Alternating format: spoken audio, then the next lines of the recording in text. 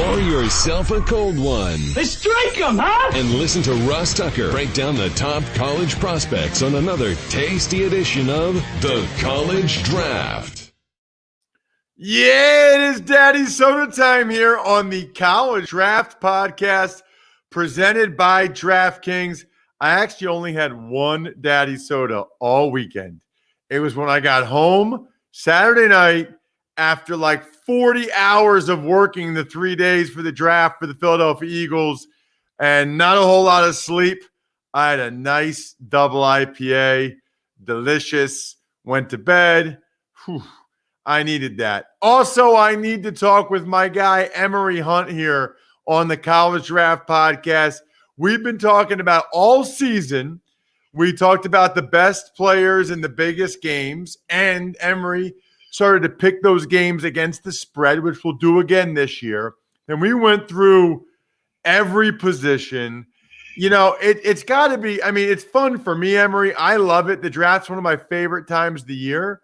But especially for you that actually puts in all the work and evaluates all these guys, draft must be crazy for you. It really is, man. It is so much fun, and it's always good to see where these guys end up. And, you know, because fans want instant reaction, but it is a process, and you have to let it play out. So, yeah, you may have this player as your number 2 running back, right? But he may go in the 3rd round. It's not – I don't care where they go. I am most concerned about how well they play. So it's always good to see where they go because the fit matters more so to helping your evaluation reach its potential. So I'm excited to see, 1, where they go, and 2, how it all plays out. Yeah, and that's actually a really good point that I want to bring up. You know, people look at it like anytime a player has success, it was a good pick. Any time a player does not have success, it was a bad pick. I think that that's unfair to scouts and even draft experts like you. There are so many factors. Like, what team did he go to? How'd they use him? How much patience did they have with him? Who's coaching him? Who's his position coach? Who's ahead of him on the depth chart? And then even stuff we could never possibly know. Like, you know, does he have a bad family life? Did something happen with his girlfriend? There's just so many factors that go into whether or not these guys end up being successful NFL players or not. The one thing that bothers me, I feel like, Emory, is people are so simplistic with it. You know, like if the guy ends up, it was a good pick, guy ends up, it was a bad pick. There's other factors there. There could be guys end up having success, and maybe it wasn't a great pick, but it worked out. And there could be guys that end up not working out at all, and it was a great pick, but he got bad coaching, was in a crappy situation. He had something that bad happened on his personal life. He got the money and didn't care anymore. Like, there's just a lot of factors. Way too many factors. And you see it in college football as well. You know, college football is mostly a development issue. And also, it's a college issue because you get a guy that's 18 coming out of high school, and this is his first time away from home in college where you are in a whole new world. It's like you're an adult for the first time in a strange new land. So you don't know how this person is going to deal with that aspect of going to class every day and doing a lot of things on their own. In the NFL is like, man, okay, we drafted a guy and maybe this guy has a developmental plan and maybe the other guy doesn't have a developmental plan and they expect him to come in right away, or maybe the coach is on the hot seat or the GM is on the hot seat and it kind of stunts the growth of what this guy was picked to do. And therefore it may look like a miss, but no, it's just a situational issue. Rarely it's a talent issue. You never see someone just flame out because they just can't play. It's 9 times out of 10 a developmental issue or a situational issue. By the way, I know I said it, but I'll say it again. That is Emory Hunt at FBall Game Plan on Twitter, Football Game Plan on YouTube. And I will tell you this, I don't think it's the worst idea in the world to get his 2021 draft guide now that you know which of these guys are on your team or your division rivals team and read about them. I mean, it's worth it for the money. Footballgameplan.com/2021 draft guide. And it's kind of cool to compare Emory's rankings to where the guys went and then see how they end up doing over the years. So encourage you to do that. I do want to mention I had Greg Cosell on today's Ross Tucker Football podcast because I had to get his thoughts on some of these day 2 quarterback fits, Davis Mills, Kellen Mond, Kyle Trask, and get his thoughts on those guys. So certainly if you're into this stuff, and I know a lot of you are, check out today's Ross Tucker Football podcast. You can always follow me at Ross Tucker NFL. You can follow all of our shows at Ross Tucker Pod. We are going to go team by team, division by division, starting next week. Because what's the heck the point of putting all this time into the draft and then actually talking about the picks these teams made? So, but we're going to do that next week. Today is just kind of Emory and I just chatting, just shooting the bull with some of our thoughts and takeaways from the NFL draft. Just an open conversation, back and forth. And I guess I'll start with that, Emory. You know, what if I said to you, what'd you think of the draft? By the way, how was it being on set for CBS HQ? It was awesome, man. Like you really have to be on from 11. We were on from 11 to 8 p.m. Every hour on the hour, and just instant reaction. By the last hour, we're doing recaps and grades on the teams by conference or by division. So it was excellent. You deal, and people need to understand about live TV. You understand this, Ross, where you're dealing with a lot of factors. You're dealing with quick time, concise analysis, crowd atmosphere, weather atmosphere. All of that is going on while you're trying to talk normal and give your take. So it was fun. We had a lot of fun. I was able to get rave reviews, so it was kind of cool. I signed some autographs. I don't think those people know who I am, so I just signed something for somebody, and somebody asked me to take pictures with their kids. I was like, hey man, I'm a nobody, but I guess it was the red jacket that they like. You are not a nobody. You are Emory Hunt. Football Game Plan on YouTube, footballgameplan.com/2021 draft guide. Blank slate, Emory. Some of the things that jumped out to you about the 2021 draft. It was interesting, Ross, taking a 10,000-foot level view of it. This is the second year in a row where I had the same takeaway, the same feeling after this draft. Every team made very good picks, and I think it's attributed to the fact that less is more. Last year was a pandemic year. It was still in the pandemic, but last year was like initially, the pandemic, right? Everything was remote. No one could go anywhere. And teams had excellent drafts. I thought everybody knocked it out the park. This year, same sort of situation. Teams weren't able to be as mobile as they were. No pro days, no combine. Teams couldn't get out there to games. And I just felt like, man, as I'm watching the draft, like, oh, wow, that's a solid pick. That's a good pick. I rarely had a situation where I said, damn, that's a bad pick. I think the last bad pick I remember saying, audibly was the Bengals taking a kicker because it was a waste. Outside of that, I was like, even a Davis Mills pick that I didn't like, I was like, well, they have quarterback issues. It makes sense. So I thought everything was well done by every team in the league. And I think it's just a trend. Less is more. You focus on the tape. You go with your instinct based off what you watch these guys do in actual football activities and not the combine or pro days. And they end up just taking football players. And we'll talk about some teams that did a good job, but for the most part, like everyone panned the Alex Leatherwood pick. And I'm looking down in my draft guide.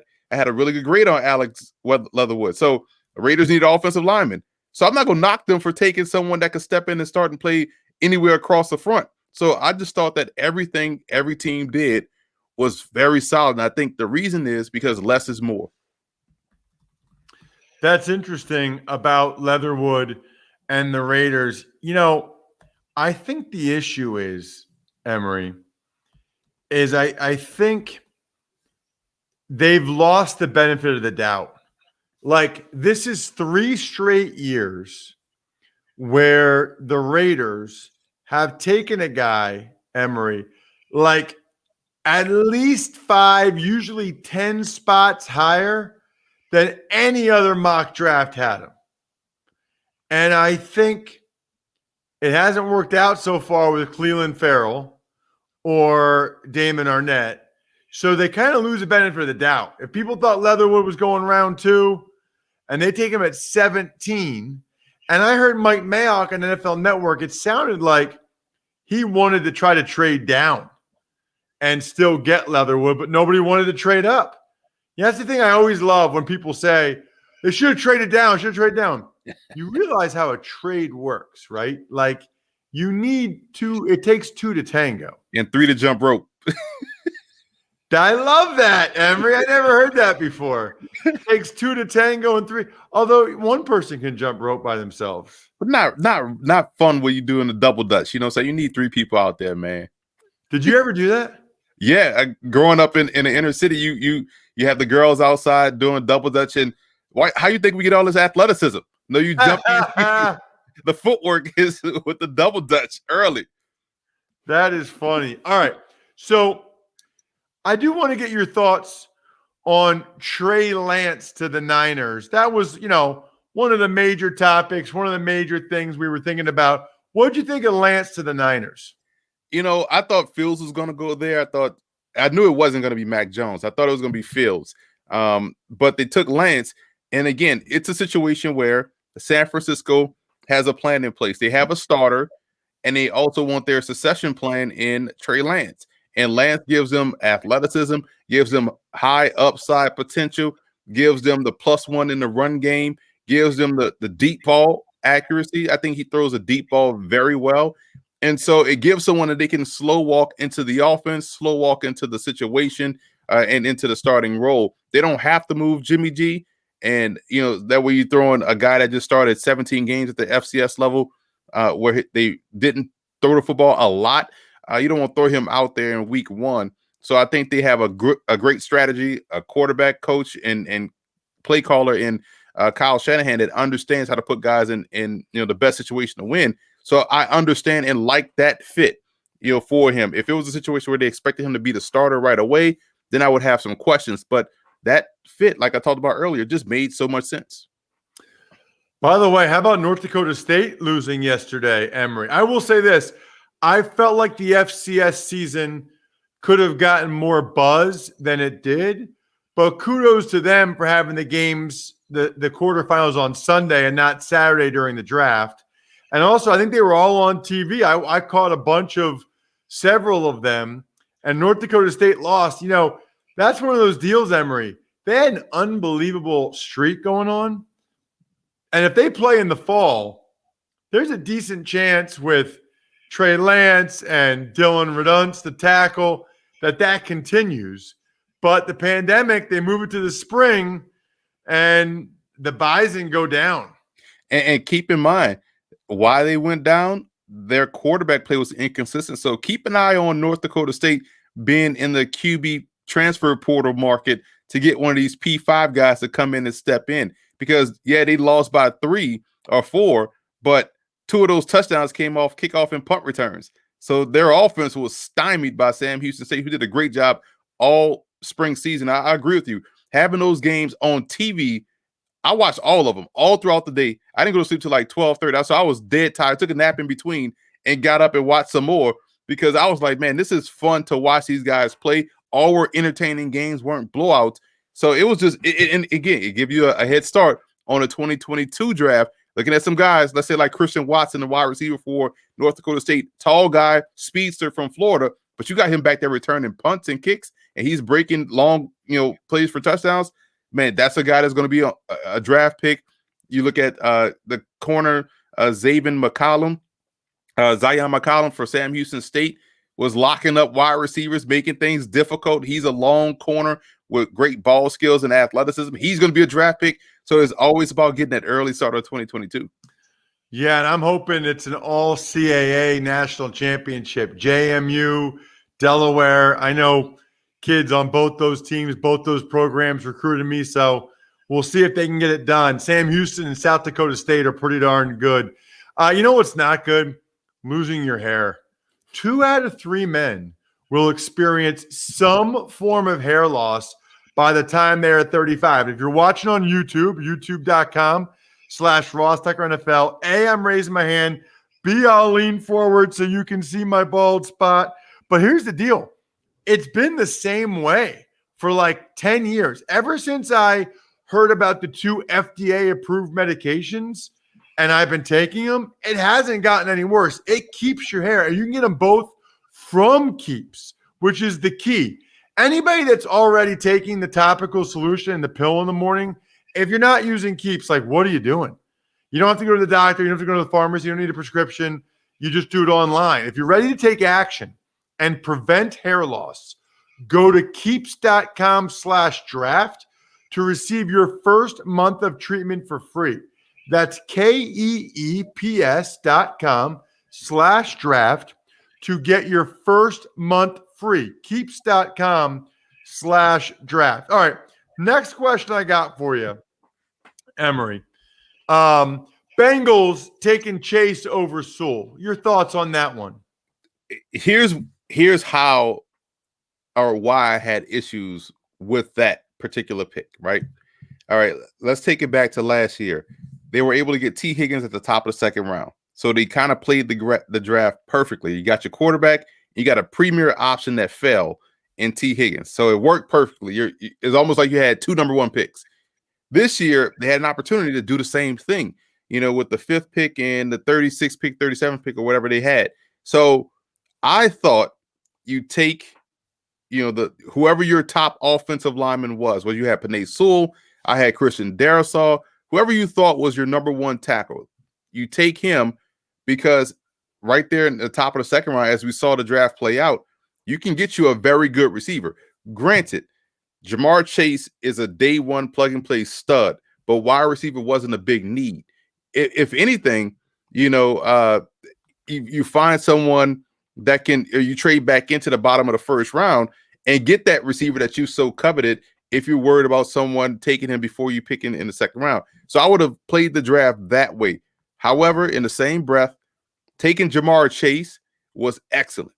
But where I had issue in the second round, okay, there were some great offensive linemen that was there when they were able to choose, but they traded back a little bit, gamed the draft a little bit, traded back. Some other good offensive linemen went, and then they went ahead and took a guy that, I had as, let's say, a 3rd round type player.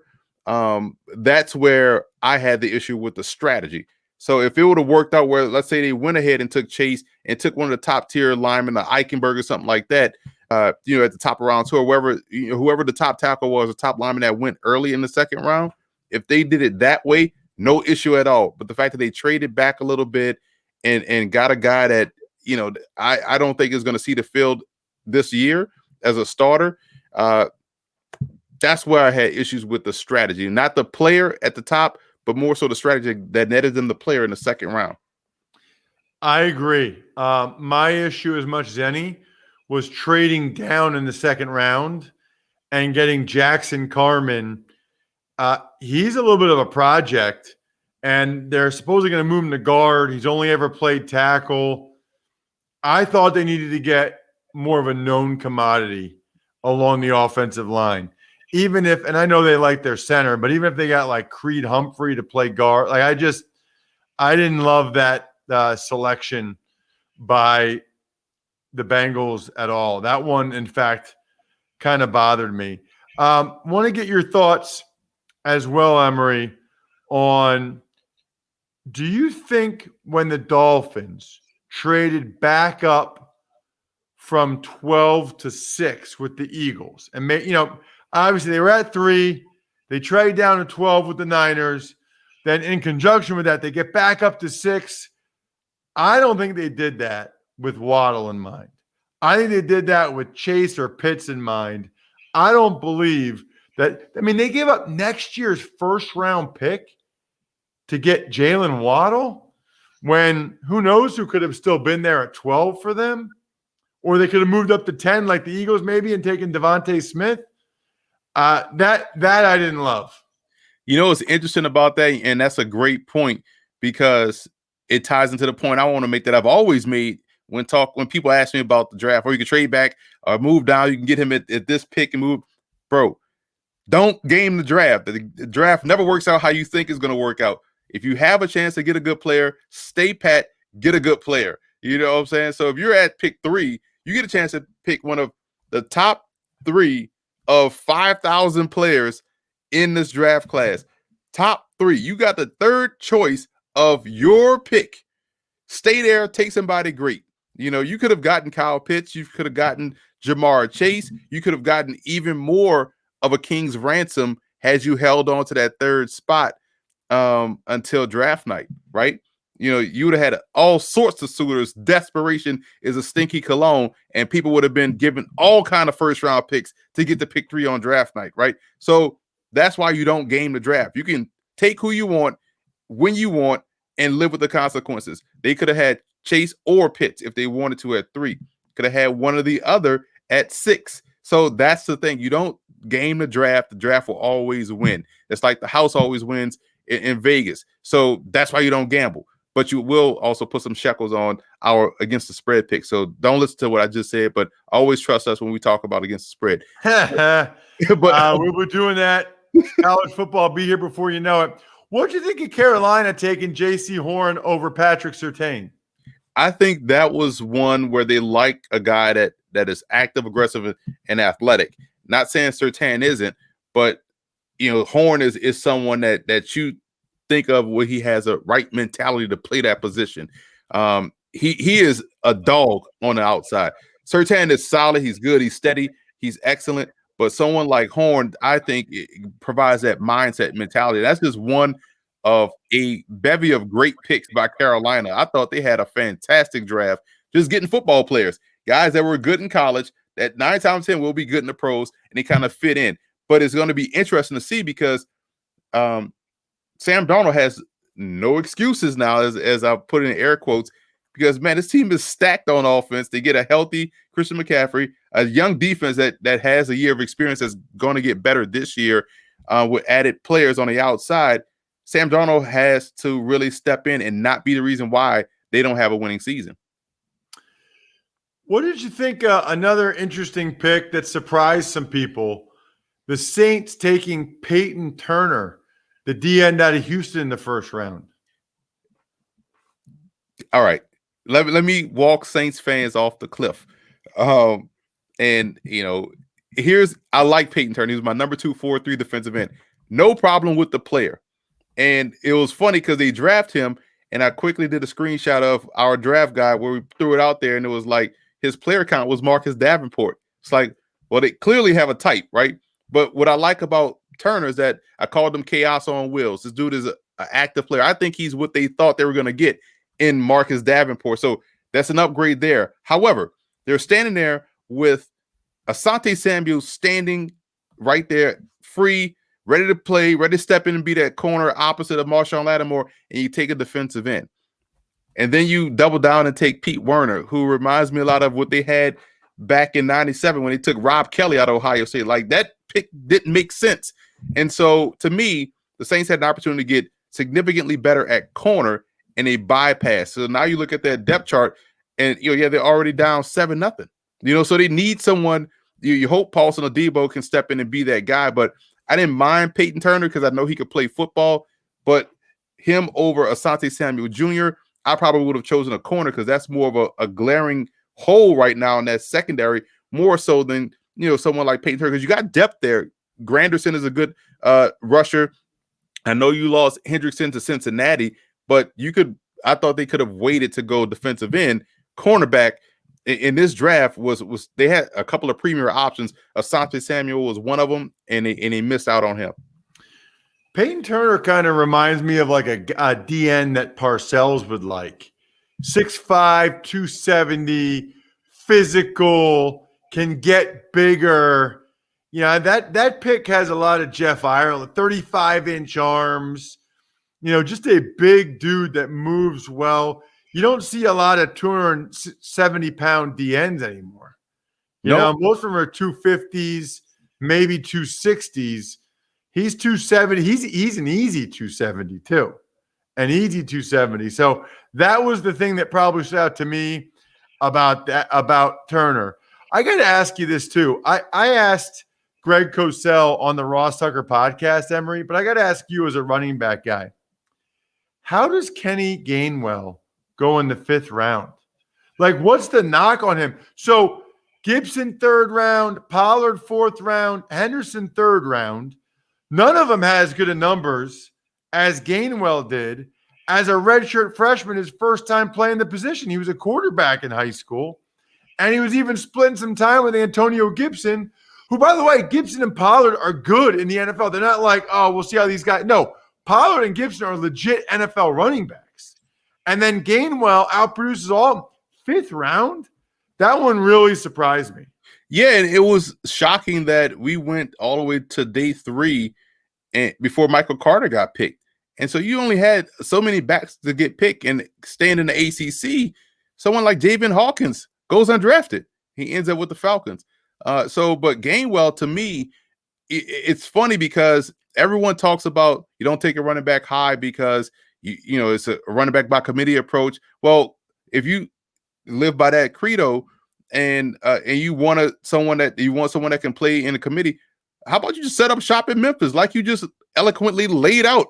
All those backs that came out that Memphis Tigers program have played in tandem. They work well with one another. They don't need volume to be successful. And so Gainwell is your ideal fit for today's NFL game and how they handle the running game. And I was shocked that he went down there as well, because you look at someone that has versatile skill set, to me, that guy goes higher. So I was shocked as well. The fact that someone was that productive, coming from a system that has proven to push guys into the league that don't need volume, that end up being solid pros, to have him wait. I thought that was like almost one of the big shockers in the draft, as opposed to some of these guys that didn't get drafted. I thought him going that low, considering his whole situation and makeup, kind of yielded it to go in the 3rd round. So land to the 5th was a value pick, in my opinion. I'm surprised some of you still haven't gotten anything for the moms in your life for Mother's Day. Look, it's Sunday, dudes. Like, there's no time to wait around anymore. 1-800-Flowers.com is where it's at. Those of you that listen or watch the Ross Tucker podcast know I get it every Valentine's Day and definitely every Mother's Day. I get them from my wife, my mom, my mother-in-law, sometimes my sister, sometimes my sister-in-law, and always my wife's grandmother, her Oma. You know why? Because they love it and because they deserve it. To order last-minute Mother's Day bouquets, arrangements, and gifts, go to 1-800-Flowers.com, click the radio icon, and enter code FOOTBALL. That's 1-800-Flowers.com, code FOOTBALL. I promise they will love it. Even if you do something else, in conjunction with this, they still want flowers, especially this time of year. All right, Emory, give me something else that really stood out to you about the draft. I know we'll go pick by pick with the different teams starting next week, but give me something else that jumped out to you. How conferences did as a whole. I thought the NFC East knocked it out the park. I thought the AFC West knocked it out the park. So I thought those two conferences did a really good job. And also how Pittsburgh and Baltimore just continue to win at the draft. You know, Pittsburgh, I feel like the Steelers just filled out their card already and turned it in. It was like, here, these are our picks. And the draft always falls to where they get those players. You let the Steelers get Najee Harris, and Pat Freiermuth. How do you allow that to happen? You let them get Le'Veon Bell and Heath Miller all over again. You let Baltimore get 2 solid receivers in Tylan Wallace and also Rashad Bateman, and also some work-withable guys that are edge rushers that have upside. Those two teams, I always feel like, fill out their card pre-draft, hand it to the commissioner, and just wait, because they know those guys will be there for them, and they go always get their guy. So I always love what the Ravens and Steelers do in the draft. Ben Cleveland, too, is your central casting Baltimore Raven interior lineman. Like, how do you let the Ravens and Steelers consistently get good players? Well, it really is crazy that you say it like that, because the Ravens have a great draft every year. Every year, the Ravens, first of all, they get a ton of picks every year because they get the comp picks. Secondly, they get so many good players. But the Steelers, Emory, there were a lot of like those 3-round mock drafts that people do, whatever, 2 or 3-round mock drafts. There were a lot of them that had Najee Harris round 1, Freiermuth round 2. Like, and you think that, oh, that'll never happen because something else, somebody will jump in front of them. No, they just sat there. A lot of people thought they were going to take Najee Harris, like everybody. And a lot of people thought they were going to take Freiermuth. They don't care. How does that happen? And again, and so I tweeted out the joke that, Mike Tomlin, is probably in the office playing Gallagher on mute. Ain't even paying attention to the draft, just enjoying himself because he already turned the card in and is like, yeah, Najee Harris is our pick.